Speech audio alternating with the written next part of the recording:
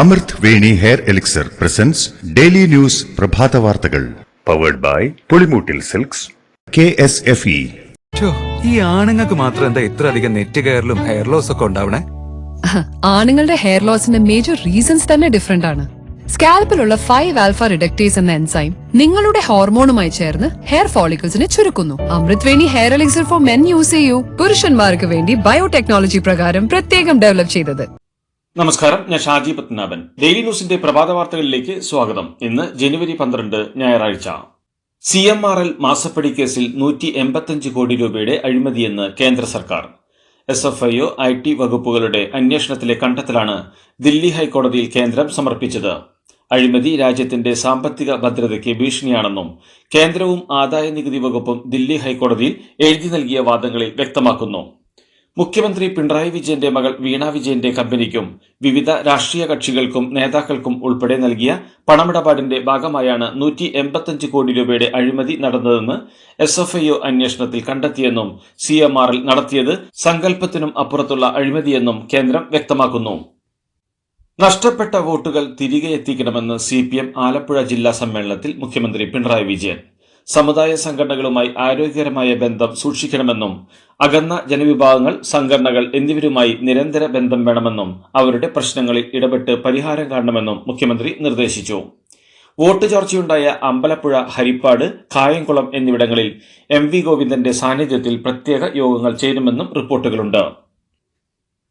രാജ്യത്തെ സർവകലാശാല വൈസ് ചാൻസലർമാരുടെയും അധ്യാപകരുടെയും അക്കാദമിക് സ്റ്റാഫുകളുടെയും നിയമനത്തിലെ UGC നിയമ ഭേദഗതിക്കെതിരെ കേരള നിയമസഭ പ്രമേയം പാസാക്കണമെന്ന് ആവശ്യപ്പെട്ട് പ്രതിപക്ഷ നേതാവ് VD സതീശൻ മുഖ്യമന്ത്രിക്ക് കത്ത് നൽകി.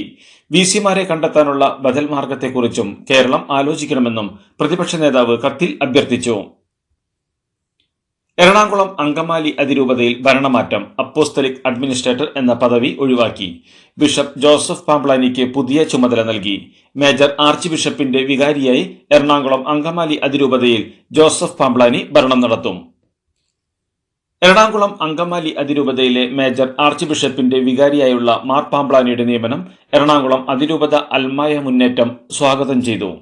നിറഞ്ഞ സ്നേഹത്തോടെ പാംപ്ലാനിയെ സ്വാഗതം ചെയ്യുന്നുവെന്ന് അൽമായ മുന്നേറ്റം പ്രസ്താവനയിലൂടെ അറിയിച്ചു. ഏറെക്കാലമായി കലാപ അന്തരീക്ഷത്തിലൂടെ കടന്നുപോകുന്ന അതിരൂപതയിൽ സമാധാനം സ്ഥാപിക്കാൻ സാധിക്കുന്ന വ്യക്തിയെ തന്നെ സിനഡ് കണ്ടെത്തി എന്നുള്ളത് ഏറെ സന്തോഷം നൽകുന്നതാണെന്ന് അൽമായ മുന്നേറ്റം വ്യക്തമാക്കി.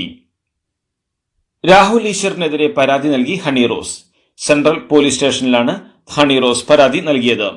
സൈബറിടങ്ങളിൽ തനിക്കെതിരെ രാഹുൽ സംഘടിത ആക്രമണം നടത്തുന്നുവെന്ന് ചൂണ്ടിക്കാട്ടിയാണ് ഹണി റോസിന്റെ പരാതി. അതിനിടെ ബോബി ചെമ്മണ്ണൂർ നടത്തിയ എല്ലാ അശ്ലീല പരാമർശങ്ങളും ശേഖരിക്കുമെന്നും ജാമ്യത്തെ എതിർത്ത് കോടതിയിൽ ഹാജരാക്കുമെന്നും പോലീസ് അറിയിച്ചു. ശബരിമല മകരവിളക്ക് ദർശനത്തിനായുള്ള ഒരുക്കങ്ങൾ പൂർത്തിയായതായി ജില്ലാ ഭരണകൂടം അറിയിച്ചു. പുല്ലുമേട്, പരുന്തുംപാറ, പാഞ്ചാലിമേട് എന്നിവിടങ്ങളിലാണ് ദർശന സൗകര്യങ്ങൾ ഒരുക്കിയിട്ടുള്ളത്. കഴിഞ്ഞ തവണത്തേക്കാൾ കൂടുതൽ ഭക്തരെ പ്രതീക്ഷിക്കുന്നുവെന്നും കുറ്റമറ്റ സംവിധാനങ്ങളാണ് ഇത്തവണ ഒരുക്കിയിട്ടുള്ളതെന്നും ജില്ലാ കളക്ടർ V. വിഘ്നേശ്വരി അറിയിച്ചു. അപകടങ്ങൾ തടയാൻ KSRTC ഡ്രൈവർമാർക്ക് പ്രത്യേക പരിശീലനം നൽകാൻ തീരുമാനം. നിലവിലുള്ള ഡ്രൈവർമാരിൽ നിന്ന് മാസ്റ്റർ ട്രെയിനർമാരെ കണ്ടെത്താനാണ് വകുപ്പിൽ നിന്നുള്ള നിർദ്ദേശം. തുടർന്ന് പരിശീലനത്തിന് ട്രെയിനർമാരെ കണ്ടെത്തുന്നതിനുള്ള മാർഗനിർദ്ദേശങ്ങൾ പുറത്തിറക്കി.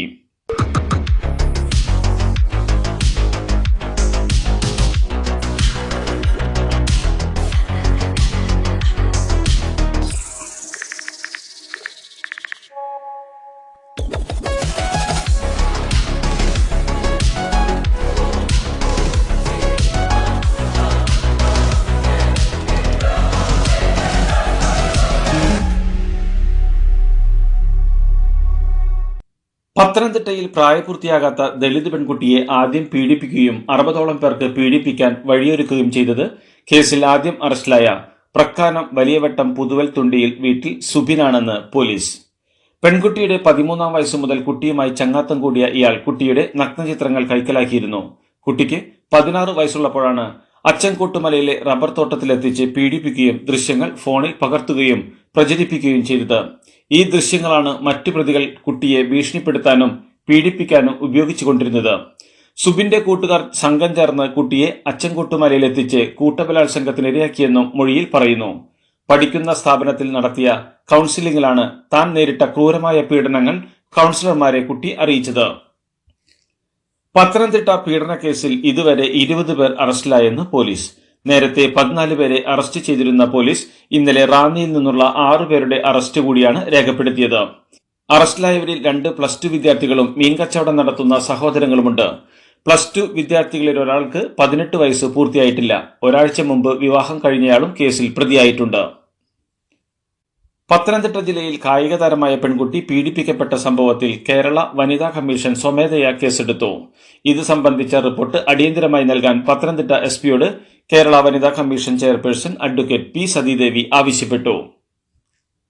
പത്തനംതിട്ടയിൽ പ്രായപൂർത്തിയാകാത്ത ദളിത് പെൺകുട്ടിയെ 60-ലേറെ പേർ ചേർന്ന് പീഡിപ്പിച്ചുവെന്ന വാർത്ത ഞെട്ടിക്കുന്നുവെന്ന് കോൺഗ്രസ് പ്രവർത്തക സമിതി അംഗം രമേശ് ചെന്നിത്തല.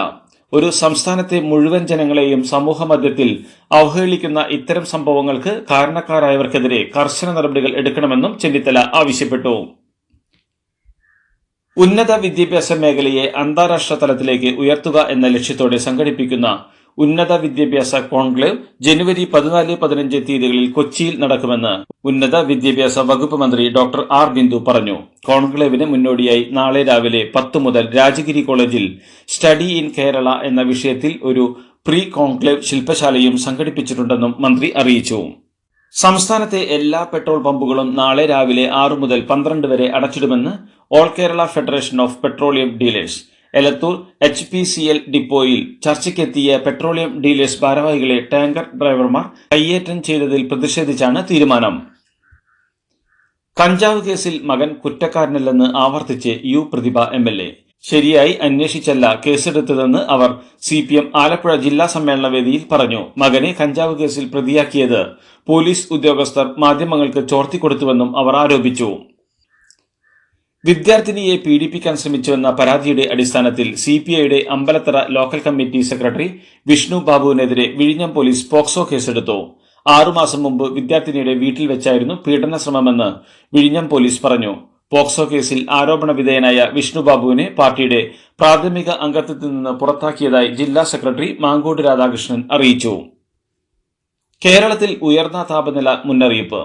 അടുത്ത 2 ദിവസം കേരളത്തിൽ താപനില ഉയരാൻ സാധ്യതയെന്നാണ് കേന്ദ്ര കാലാവസ്ഥാ വകുപ്പ് അറിയിച്ചിരിക്കുന്നത്. ഒറ്റപ്പെട്ട ഇടങ്ങളിൽ സാധാരണയേക്കാൾ 2 ഡിഗ്രി മുതൽ 3 ഡിഗ്രി വരെ താപനില ഉയർന്നേക്കുമെന്ന് അറിയിപ്പിൽ പറയുന്നു. മോൾക്ക് ബർത്ത്ഡേ ഗിഫ്റ്റ് വാങ്ങണ്ടേ? ഷോപ്പിൽ കൊണ്ടുപോയി ഇഷ്ടമുള്ള വാങ്ങി കൊടുക്കാം. അപ്പൊ ഏട്ടൻ വരുന്നുണ്ടോ? ഗിഫ്റ്റ് കാർഡ് വരും. അതെ, ഓരോ ചിട്ടിയിലും ഒരാൾക്ക് 5000 രൂപയുടെ ഗിഫ്റ്റ് കാർഡ് സമ്മാനം. മെഗാ സമ്മാനമാണെങ്കിലോ പുതുപുത്തൻ ബെൻസ് കാർ. 2ാം സമ്മാനം ഇന്നോവ ക്രിസ്റ്റ, അതും 17 എണ്ണം. ഇത്തവണ സമ്മാനങ്ങളുടെ നക്ഷത്രത്തിലക്കവുമായി KSFE ഗാലക്സി ചിട്ടികൾ. കേരളത്തിലെ മാലിന്യം കന്യാകുമാരിയിൽ തള്ളുന്നത് തടയാൻ കർമ്മ പദ്ധതിയുമായി കന്യാകുമാരി ജില്ലാ ഭരണകൂടം. മാലിന്യം എത്തിക്കുന്ന വാഹനങ്ങളുടെ പെർമിറ്റ് റദ്ദാക്കും. ചെക്ക് പോസ്റ്റുകളിൽ ഇത് സംബന്ധിച്ച നോട്ടീസ് പതിക്കും. പന്നി ഫാമുകളിൽ BDOമാർ നേരിട്ടെത്തി പരിശോധന കടുപ്പിക്കും. ആരോഗ്യ വകുപ്പ് ഉദ്യോഗസ്ഥരും പരിശോധന നടത്തും. സംസ്ഥാന നിയമസഭയെ അഭിസംബോധന ചെയ്യേണ്ടതില്ലെന്ന ഗവർണർ RN രവിയുടെ തീരുമാനം ബാലിശമാണെന്ന് തമിഴ്നാട് മുഖ്യമന്ത്രി MK സ്റ്റാലിൻ. ഗവർണർ ആസൂത്രിതമായി ചട്ടങ്ങൾ ലംഘിക്കുന്നുണ്ടെന്നും സംസ്ഥാനത്തിന്റെ വികസനം അദ്ദേഹത്തിന് ദഹിക്കുന്നില്ലെന്നും മുഖ്യമന്ത്രി കുറ്റപ്പെടുത്തി. മദ്യനയ അഴിമതിയിലൂടെ ഡൽഹിക്ക് 2026 കോടി രൂപയുടെ വരുമാന നഷ്ടമുണ്ടായെന്ന് കൺട്രോളർ ആൻഡ് ഓഡിറ്റർ ജനറലിന്റെ കണ്ടെത്തലെന്ന് റിപ്പോർട്ട്. ഇതുവരെ ഔദ്യോഗികമായി പുറത്തുവിടാത്ത CAG റിപ്പോർട്ടിൽ അരവിന്ദ് കെജ്രിവാൾ സർക്കാരിനെതിരെ കടുത്ത വിമർശനങ്ങളുണ്ടെന്നാണ് പുറത്തുവരുന്ന വിവരം. ഈ റിപ്പോർട്ടിലെ വിവരങ്ങളെ മുൻനിർത്തി ആം ആദ്മി പാർട്ടിക്കെതിരെ രൂക്ഷ വിമർശനവുമായി BJP രംഗത്തെത്തി. ഹൈദരാബാദിൽ സെൽഫി എടുക്കാൻ ശ്രമിക്കുന്നതിനിടെ സിദ്ദിപ്പേട്ടിലെ കൊണ്ടപ്പോച്ചമ്മ സാഗർ റിസർവോയറിലേക്ക് വീണ് 7 കൗമാരക്കാർ. നിലവിൽ 2 പേരെ പോലീസ് രക്ഷപ്പെടുത്തിയെങ്കിലും 5 പേരെ ഇതുവരെയും കണ്ടെത്താനായിട്ടില്ല. മറ്റ് 5 കൗമാരപ്രായക്കാരായ ആൺകുട്ടികൾക്കായി പോലീസ് തെരച്ചിൽ നടത്തിവരികയാണ്. ഉത്തർപ്രദേശിലെ കനൌജ് റെയിൽവേ സ്റ്റേഷനിൽ നിർമ്മാണത്തിലിരിക്കുന്ന കെട്ടിടത്തിന്റെ സീലിംഗ് സ്ലാബ് തകർന്നു വീണ് നിരവധി തൊഴിലാളികൾക്കും റെയിൽവേ ജീവനക്കാർക്കും പരിക്കേറ്റു. അപകടത്തിന് പിന്നാലെ രക്ഷാപ്രവർത്തനം ആരംഭിക്കുകയും പരിക്കേറ്റവരെ ആശുപത്രിയിലേക്ക് മാറ്റുകയും ചെയ്തു.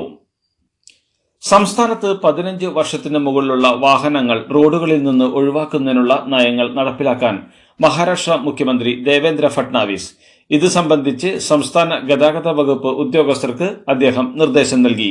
കാലഹരണപ്പെട്ട 13,000 സർക്കാർ വാഹനങ്ങൾ ഒഴിവാക്കാനും മുഖ്യമന്ത്രി നിർദ്ദേശം നൽകി.